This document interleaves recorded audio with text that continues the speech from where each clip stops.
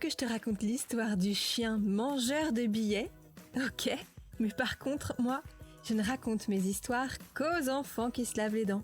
Donc attrape ta brosse à dents, ton dentifrice, et tu frottes jusqu'à ce que l'histoire soit terminée. 3, 2, 1, 0. J'ai une devinette pour toi. Quel est l'un des endroits au monde où tu passes le plus de temps? Tu vas me répondre dans mon lit et tu n'auras pas complètement tort. Mais je pensais à un autre endroit. Un endroit où tu vas tous les jours, où tu retrouves tes copains et tes copines et où tu découvres plein de choses. Et oui, ça y est, tu as deviné, c'est ton école. Est-ce que parfois tu as des devoirs à faire à la maison? Des exercices de maths, de la lecture ou un travail de rédaction? J'imagine que ton maître ou ta maîtresse ne rigole pas avec ça.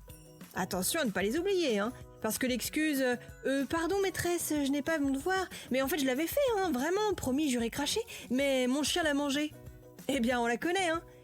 Et pourtant, ce sont vraiment des choses qui arrivent. C'est ce dont peut témoigner ce Belge qui ne s'est pas fait manger son devoir d'école par son chien, mais une liasse de billets. Tu veux que je te raconte ce qu'il s'est passé? Je vais te dire ça dans un instant. Mais avant, j'ai une devinette pour toi. Tiens, puisqu'on parle de chien, à ton avis, un chien, ça a combien de dents? Plus ou moins que toi? Ah ah! Eh bien, figure-toi qu'il en a plus. Le chien a 42 dents, ça fait 10 de plus qu'un adulte. Pour en revenir à nos billets dévorés, le Belge de notre histoire devait s'acheter une voiture.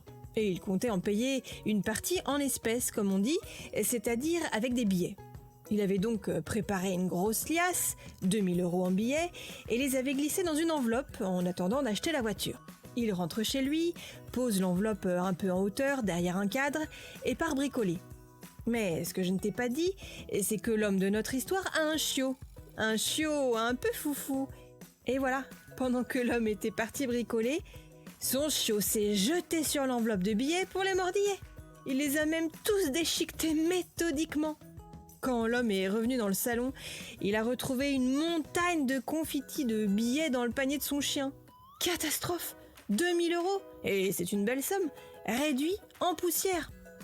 Il est allé à la banque, a expliqué la situation, et par chance, la banque a cru à son histoire de chien qui mange les billets et a accepté de lui échanger tous les confettis de billets contre des billets tout neufs.